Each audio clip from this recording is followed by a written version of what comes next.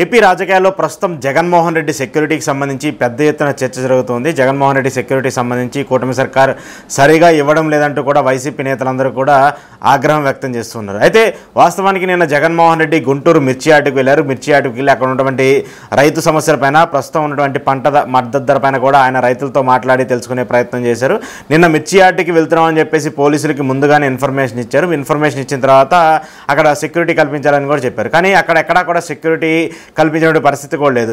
కూటమి సర్కార్ చెప్తున్నటువంటి పరిస్థితులు చూస్తుంటే మాత్రం ఎన్నికల కోడ్, ఎమ్మెల్సీ ఎన్నికలకు సంబంధించిన ఎన్నికల కోడ్ అమల్లో ఉంది కాబట్టి సెక్యూరిటీ ఇచ్చే పరిస్థితి ఉండదు. సో మీరు హాజరు కావద్దంటూ కూడా చెప్తూ వచ్చింది. కానీ ఒకవేళ హాజరు కావద్దని చెప్తున్నప్పుడు ముందుగానే ఇంటికి నోటీసులు పంపించి అక్కడనే నిర్వహించే ప్రయత్నం చేయాలి. కానీ ముందుగానే జగన్మోహన్ రెడ్డి ఒక మాజీ ముఖ్యమంత్రి వస్తున్నారని చెప్పినా కూడా ఎందుకు దానికి సంబంధించిన సెక్యూరిటీ ఇవ్వలేదంటే కూడా ఆగ్రహం వ్యక్తం చేస్తున్నారు. ఆ తర్వాత జరిగినటువంటి పరిణామాలు కూడా మనం చూస్తూ వచ్చాము. ఆయన గుంటూరు మిర్చి యార్డుకి వెళ్ళడం, అక్కడ హ్యూజ్గా అంటే ఎక్కువగా వైసీపీ శ్రేణులు, వైసీపీ కార్యకర్తలు అందరూ రావడంతో ఒక్కసారి అక్కడ గందరగోళ పరిస్థితులు కూడా ఏర్పడుతూ వచ్చాయి. అక్కడ అంతా కూడా ఒక మాదిరిగా తొక్కిసలాట జరిగే ప్రయత్నం కూడా జరిగింది. కానీ అక్కడ ఉన్నటువంటి వైసీపీ నేతలే జగన్మోహన్ రెడ్డికి ఒక బౌన్సర్లుగా ఉంటూ జగన్మోహన్ రెడ్డి చుట్టూరు ఒక కంచెలా కట్టుతూ ఆయన్ని సేఫ్గా లోపల నుంచి బయటికి తీసుకొచ్చిన పరిస్థితులు కూడా ఉన్నాయి. అయితే దీనిపైన కూడా ఇప్పుడు వైసీపీ నేతలందరూ కూడా ఆగ్రహం వ్యక్తం చేస్తున్నారు. వైసీపీ నేతలందరూ కూడా సీరియస్గా మాట్లాడుతూ వస్తున్నారు. గతంలో చంద్రబాబు నాయుడు మాజీ ముఖ్యమంత్రిగా ఉన్నా కూడా ఆయనకి సంబంధించి ప్రభుత్వం సెక్యూరిటీ ఇస్తూ వస్తుంది. మేము 5 ఏళ్ల పాటు ఎక్కడున్నా కూడా ఆయన సెక్యూరిటీకి సంబంధించి కావచ్చు, లేదంటే ఆయన ప్రోగ్రామ్ సంబంధించి కావచ్చు, ఎక్కడున్నా కూడా పరిమితులు ఇస్తూ ఉన్నాము.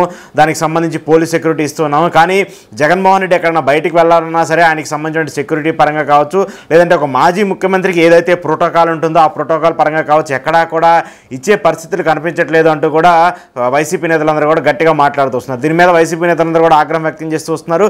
ఈరోజు వైసీపీ నేతలందరూ వెళ్ళి గవర్నర్ని కలిసి గవర్నర్కి లేఖ కూడా ఇస్తూ వచ్చారు. అయితే జగన్మోహన్ రెడ్డి సెక్యూరిటీకి సంబంధించి ఇప్పుడు పెద్ద ఎత్తున విమర్శలు తలెత్తున్న నేపథ్యంలో జగన్మోహన్ రెడ్డి ఖచ్చితంగా ఒక భద్రతనైతే కల్పించాలని చెప్పేసి కూడా వాళ్ళు కోరుతూ వస్తున్నారు. హోంమంత్రి కావచ్చు, లేదంటే ప్రోటోకాల్కి సంబంధించి కావచ్చు, ఏదైతే ఇవ్వాలో అవన్నీ కూడా ఇవ్వాల్సిన బాధ్యత ప్రభుత్వానికి ఉంటుంది. కానీ ప్రభుత్వం ఎక్కడా కూడా అలాంటి ధోరణి కనిపించట్లేదు. ప్రభుత్వం ఎక్కడా కూడా జగన్మోహన్ రెడ్డిని ఇబ్బంది పెట్టే విధంగా, జగన్మోహన్ రెడ్డి సంబంధించిన ఇష్యూస్ని ఇబ్బంది పెట్టే విధంగా చూస్తుంది. కానీ ఎక్కడా కూడా ఆయన సెక్యూరిటీకి సంబంధించి ఎలా అయితే ఒక మాజీ ముఖ్యమంత్రికి గతంలో ప్రోటోకాల్ ప్రకారం గతంలో సెక్యూరిటీ ఎలా ఇచ్చామో అలా ఇవ్వట్లేదంటూ కూడా మాట్లాడుతూ వస్తున్నారు. అయితే వైసీపీ నేతలందరూ కూడా గవర్నర్ని కలిసిన తర్వాత కొన్ని కీలక వ్యాఖ్యలు చేస్తూ వచ్చారు. ఒకవేళ ఇక్కడి నుంచి సరిగా స్పందన రాకపోతే, ఇక్కడి నుంచి సరిగా ప్రభుత్వం నుంచి రెస్పాన్స్ రాకపోతే మాత్రము కేంద్ర హోంశాఖకు కూడా లేఖ రాస్తాము. కేంద్ర హోంశాఖ కూడా లేఖ రాసి దీనికి సంబంధించిన పరిస్థితులపైన, ప్రస్తుతం ఏపీలో జరుగుతున్నటువంటి కొన్ని వివాదాలపైన కూడా క్లారిటీ ఇస్తామంటూ కూడా మాట్లాడుతూ వస్తున్నారు.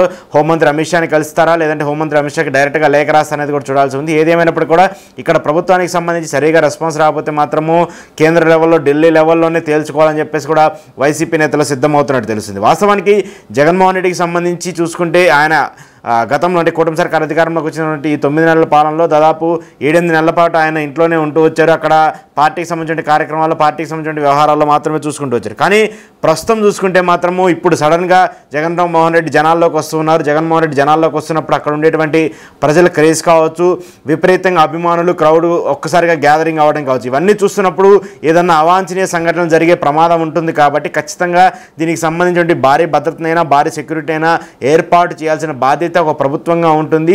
దట్టు ముందుగానే ప్రోగ్రామ్స్కి సంబంధించి మేము ఇంటిమేషన్ ఇస్తున్నాము, ఏ ప్రోగ్రామ్ జరగబోతుంది, ఎందుకు చేస్తున్నాం అనేది కూడా ముందుగానే ఇంటిమేషన్ ఇస్తున్నా కూడా దానికి సంబంధించి సెక్యూరిటీని ఇవ్వడంలో మాత్రం కూటమి సర్కార్ విఫలమవుతున్నట్టు కూడా వైసీపీ నేతలందరూ చెప్తున్నారు. కానీ చెప్తున్నటువంటి పరిస్థితులు చూస్తున్నా, లేదంటే సెక్యూరిటీకి సంబంధించిన వ్యవహారాలు చూస్తున్నా కూడా కూటమి మాత్రం దానికి భిన్నంగా ప్రవర్తిస్తుందని చెప్పేసి వైసీపీ మాట్లాడుతూ వస్తుంది. ఎందుకంటే ఎమ్మెల్సీ ఎన్నికలకు సంబంధించిన కోడ్ అమల్లో ఉందని చెప్పేసి, ఎలక్షన్ కమిషన్కి సంబంధించిన కోడ్ అమల్లో ఉందని చెప్పేసి అలా చెప్తున్నప్పుడు కూడా ఎందుకు మీ ప్రభుత్వానికి సంబంధించి మీకు సంబంధించిన కార్యక్రమాలు చేస్తున్నారంటూ కూడా వైసీపీ ప్రశ్నిస్తుంది. ఇలా టీడీపీ వర్సెస్ వైసీపీగా జగన్మోహన్ రెడ్డి సెక్యూరిటీకి సంబంధించిన వివాదం కొనసాగుతుంది.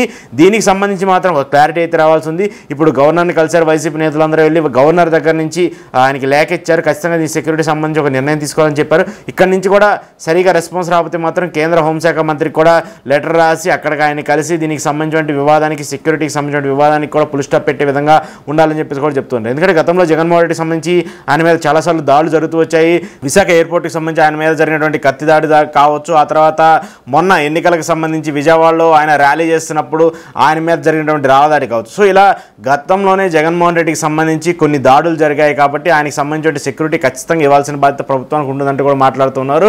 ఆయనకి సంబంధించి కొంతమంది వ్యక్తులు సోషల్ మీడియాలో కావచ్చు, లేదంటే ఇతరితర ఫోన్ కాల్స్లో కావచ్చు, బెదిరింపు చేస్తాం, జగన్మోహన్ రెడ్డి మీద దాడి చేస్తాం, జగన్మోహన్ రెడ్డి చంపేస్తామని చెప్పేసి కొన్ని విపరీతంగా సోషల్ మీడియాలో వైరల్ అవుతున్నా కూడా ఒక మాజీ ముఖ్యమంత్రికి సంబంధించి ప్రభుత్వం ఇలాంటి చర్యలు తీసుకోకుండా, ఆయన సెక్యూరిటీకి సంబంధించి ఇంకా ఏం మాట్లాడకుండా ఇలా నిమ్మక నీరెత్తినట్టుగా ఉంటుందంటూ కూడా వైసీపీ నేతలందరూ కూడా గట్టిగా మాట్లాడుతూ వస్తున్నారు. సో ఈ అంశాలన్నింటినీ కూడా గవర్నర్ కావచ్చు, లేదంటే ప్రస్తుతం ఉన్నటువంటి ప్రభుత్వానికి సంబంధించిన హోంమంత్రి కావచ్చు, లేదంటే సిఎస్ కావచ్చు, వీటికి సంబంధించి ఒక సమీక్ష నిర్వహించి జగన్మోహన్ రెడ్డికి సెక్యూరిటీ ఇస్తారా, లేకపోతే డైరెక్ట్గా కేంద్రం దగ్గరికి వెళ్ళి కేంద్రానికి లేఖ రాసో, లేదంటే కేంద్రం మంత్రితో డైరెక్ట్గా సమావేశమయ్యో దానికి సంబంధించి వివరణ ఇచ్చి జగన్మోహన్ రెడ్డి సెక్యూరిటీ సంబంధించిన అంశం మీద మాట్లాడతారనేది మాత్రం చూడాల్సి ఉంది. ఏది ఏమైనప్పటికీ ప్రస్తుతం జగన్మోహన్ రెడ్డి ఆయన బయటికి రావడము, విపరీతంగా జనాలు రావడము, ఇవన్నీ చూస్తుంటే మాత్రము ఏపీ రాజకీయాలకు సంబంధించి జగన్మోహన్ రెడ్డి సెక్యూరిటీకి సంబంధించి ఒక గందరగోళ పరిస్థితులు అయితే కనిపిస్తుంది. దీనికి సంబంధించి ప్రభుత్వం నుంచి ఎలాంటి రెస్పాన్స్ వస్తుందనేది మాత్రం చూడాలి. అయితే టీడీపీ నేతలు కావచ్చు, కూటమి సర్కార్ సంబంధించిన మంత్రులు కావచ్చు చాలా గట్టిగానే విమర్శలు చేస్తూ ఉన్నారు. జగన్మోహన్ రెడ్డి సెక్యూరిటీ ఎలా ఇస్తాము, ఆయనకి ఆల్రెడీ ప్రోటోకాల్ ఎలా ఉంటుందో, లేదంటే ఆయనకి ఒక మాజీ ముఖ్యమంత్రి కావచ్చు ఎంతమంది సెక్యూరిటీ ఇవ్వాలి అంతమంది సెక్యూరిటీ ఇస్తాం, కానీ ఎన్నికలకు సంబంధించిన కోడ్ అమల్లో ఉంది కాబట్టి ఆయనకు ముందు రావకూడదని తెలిసినా కూడా ఎందుకు వస్తారంటే కూడా టీడీపీ నేతలందరూ కూడా మాట్లాడుతూ వస్తున్నారు. సో ఇలా ఒకరి మీద ఒకరు మాటల్లో తూటాలు పేలుతున్నటువంటి నేపథ్యంలో ఈ సెక్యూరిటీ ఇష్యూ మాత్రం చాలా పెద్ద ఎత్తుగా చర్చనీయాంశంగా మారుతుంది. దీనికి సంబంధించి మాత్రము ఒక క్లారిటీ అయితే రావాల్సి ఉంది.